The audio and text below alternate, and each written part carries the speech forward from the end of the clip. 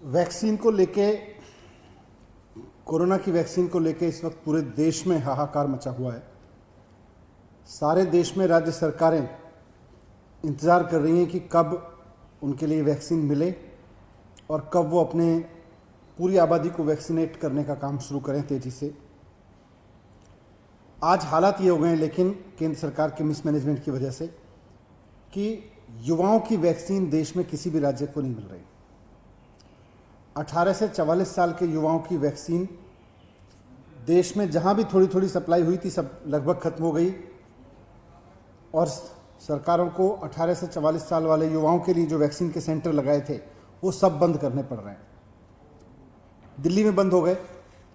केंद्र सरकार ने कल हमको बताया है कि अब युवाओं की जो वैक्सीन है वो जून में मिलेगी और 10 जून से पहले नहीं मिल पाएगी, वो भी बहुत लिमिटेड सी सप्लाई मिलेगी। दिल्ली में हमने केंद्र सरकार को कहा था कि दिल्ली में हमें वैक्सीन उपलब्ध करा दीजिए। हम 3 महीने में पूरी दिल्ली की एक एक व्यक्ति को वैक्सीन लगवाना चाहते हैं, ताकि एक कोरोना का साइकिल टूट जाए, उसका चक्र टूट जाए। लेकिन मैं बार बार कहता रहा हूं कि विदेशों में भेज दी, समय पर ऑर्डर नहीं किए, विदेशों से वैक्सीन के ऑर्डर नहीं किए, देश में जो वैक्सीन बन रही थी उसके बारे में समय पर चेत के काम नहीं किया, और आज उसका नतीजा है कि वैक्सीन नहीं है। आज सब भटक रहे हैं। दिल्ली में 92 लाख युवा हैं। ये जो 18 से 45 साल की उम्र के युवा हैं, इनकी संख्या दिल्ली में 92 लाख है। इनके लिए हमको 1,84,00,000 डोजेज चाहिए वैक्सीन की। सेंट्रल गवर्नमेंट ने हमें अप्रैल में केवल 4.5 लाख डोज दी। 1,84,00,000 चाहिए। अप्रैल में केवल 4.5 लाख डोज दी, मई में 3,67,000 डोज दी और जून में करीब 5.5 लाख डोज देने का एस्टिमेट दिया है। वो भी अभी 10 जून से देंगे। अगर इन 92 लाख युवाओं को कोरोना से सुरक्षित करना है, इनको बचाना है, कहते हैं कि युवा देश की एनर्जी है, देश की इस ताकत को बचाना है, तो एक ही तरीका है कि इनको वैक्सीन लगाई जाए। एक ही तरीका है कि एक एक युवा को वैक्सीन उपलब्ध कराई जाए और उसको दोनों डोज लगा के उसको सुरक्षित घोषित कर दिया जाए। लेकिन केंद्र सरकार कुंडली मार के वैक्सीन के डिस्ट्रीब्यूशन पे बैठी है। कहने के लिए तो कह रही है, हमने राज्य सरकारों को कह दिया है कि खुलेआम ले लीजिए, आप खरीद लीजिए, लेकिन उसके बाद संख्या तय कर रही है कि आप 50,000 से ज़्यादा नहीं खरीद सकते, आप 1 लाख से ज़्यादा खरीद नहीं सकते, आप 1.5 लाख से ज़्यादा खरीद नहीं सकते। कुंडली मार के बैठी है पूरे वैक्सीन डिस्ट्रीब्यूशन पे। दिल्ली सरकार वैक्सीन लगाना चाहती है युवाओं को, केंद्र सरकार उसको रोक रही है। मैं केंद्र सरकार से पूछता हूं कि अगर दिल्ली सरकार अपने दिल्ली के युवाओं को वैक्सीन लगाना चाहती है तो आपको उसमें प्रॉब्लम क्या है? केंद्र सरकार से मैं पूछना चाहता हूं कि दिल्ली सरकार जब आपसे कहती है हमें अपने युवाओं को वैक्सीन लगानी है, तो आप कहते हो हमारे पास वैक्सीन नहीं है। प्राइवेट हॉस्पिटल उसी यूथ को महंगे दाम पे वैक्सीन लगाने के लिए जब कंपनियों से वैक्सीन खरीदता है, तो केंद्र सरकार उसको वैक्सीन दिलवा देती है। ये क्या सेटिंग है? मतलब राज्य सरकार अगर युवाओं के लिए वैक्सीन मांगे तो केंद्र सरकार कहती है कि वैक्सीन नहीं है, वैक्सीन कंपनियां वैक्सीन नहीं बना पा रही, वैक्सीन कंपनियों के पास वैक्सीन उपलब्ध नहीं है। उन्हीं कंपनियों से केंद्र सरकार प्राइवेट हॉस्पिटल्स को वैक्सीन दिलवा रही है, क्योंकि प्राइवेट हॉस्पिटल्स महंगे दाम पे फिर उन युवाओं को लगा रहे हैं। जो वैक्सीन राज्य सरकार फ्री में लगाना चाहती है अपने युवाओं को, वो वैक्सीन प्राइवेट हॉस्पिटल 1,000 रुपए में, 1,200 रुपए में लगवा रहे हैं। तो राज्य सरकार कहती है हमें अपने युवाओं को वैक्सीन लगानी है, तो केंद्र सरकार कहती है हमारे पास वैक्सीन नहीं है, कंपनियों के पास वैक्सीन नहीं है।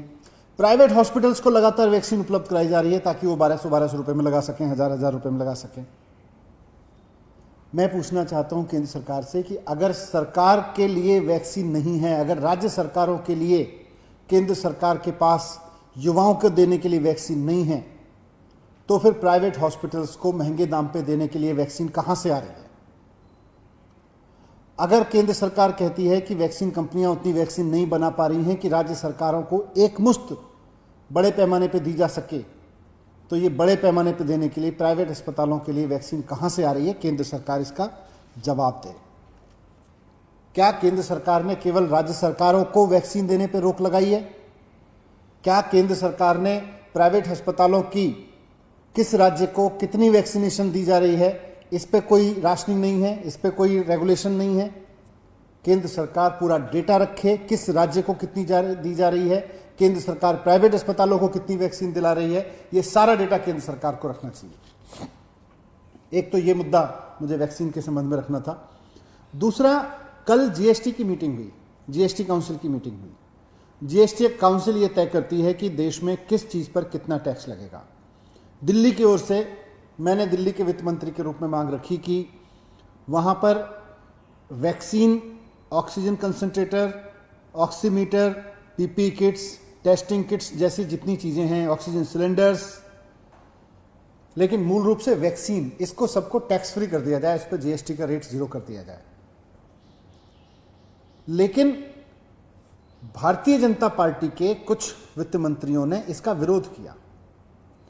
पश्चिम बंगाल ने इसका समर्थन किया, पश्चिम बंगाल ने भी यही मांग रखी, पंजाब ने भी यही मांग रखी, छत्तीसगढ़ ने यही मांग रखी, तमिलनाडु ने यही मांग रखी, झारखंड ने यही मांग रखी, यहां तक कि भारतीय जनता पार्टी के कुछ वित्त मंत्रियों ने भी, 2-3 वित्त मंत्रियों ने यह मांग रखी कि वैक्सीन पर टैक्स का रेट 0 कर दिया जाए, ताकि देश का आम आदमी वैक्सीन लगवा सके। उसके ऊपर अगर वो प्राइवेट में भी जा रहा है, राज्य सरकारें भी मान लो लगवा रही हैं, तो वैक्सीन से इस वक्त वैक्सीन पेंडेमिक, इसको महामारी से लड़ने की सबसे बड़ी दवाई है। इससे पैसा कमाने के ना सोचें, पैसा कमाने की जगह हम ज्यादा से ज्यादा लोगों तक वैक्सीन पहुंचाने की सोचें, इसलिए इसको टैक्स फ्री कर दिया जाए पूरे देश में वैक्सीन को। लेकिन भारतीय जनता पार्टी के कई वित्त मंत्रियों ने इसका विरोध किया। उन्होंने कहा नहीं, टैक्स तो लगना चाहिए वैक्सीन पे, पल्स मीटर पे, ऑक्सीमीटर पर टैक्स तो लगना चाहिए। ऑक्सीजन कंसंट्रेटर आज तो आम आदमी घर में खरीद के भी रख रहा है, सिलेंडर ऑक्सीजन का, PP kits, testing kits, ventilator, इन सब पे टैक्स तो लगना चाहिए। इतने सारे वित्त मंत्रियों ने कल मांग की कि इस पे टैक्स फ्री कर दिया जाए, लेकिन भारतीय जनता पार्टी के कई वित्त मंत्री इस पे अड़े रहे कि नहीं, इस पर टैक्स लगना चाहिए, इसको टैक्स फ्री नहीं करना चाहिए। इसकी वजह से कल फैसला नहीं हो सका इस पे, नहीं तो कल इस देश में वैक्सीन भी टैक्स फ्री हो जाती पूरे देश में, और कल वेंटिलेटर से लेके oximeter, oxygen concentrator, oxygen cylinder, सारी चीजें टैक्स फ्री हो जाती। मैं भारतीय जनता पार्टी से भी पूछना चाहता हूं कि अगर महामारी के इस समय में बीमारी की ये दवाइयां, बीमारी के ये थोड़े बहुत उपकरण जो आम जनता यूज कर रही है, जो ऑक्सीमीटर आम जनता यूज कर रही है, अगर टैक्स फ्री हो जाते हैं, उसको थोड़ा सस्ते मिल जाते हैं, तो इसमें भारतीय जनता पार्टी को क्या प्रॉब्लम है? क्यों भारतीय जनता पार्टी ने कल, भारतीय जनता पार्टी के फाइनेंस मिनिस्टर्स ने कल इस बात पे जोर दिया कि टैक्स फ्री नहीं होनी चाहिए? भारतीय जनता पार्टी बताए कि वो देश में महामारी के इस समय में इन सब चीजों से कमाई क्यों करना चाहती है। क्या आपदा के इस समय में चीजों को सस्ता करके आम आदमी को उपलब्ध कराना, हॉस्पिटल्स को सस्ते में उपलब्ध कराना आज का सरकारों का कर्तव्य नहीं है? क्यों भारतीय जनता पार्टी की सरकारें इसके विरोध में है कि टैक्स फ्री कर दिया जाए इन सब चीजों को? इसका जवाब Bharatiya Janata party they. Thank you.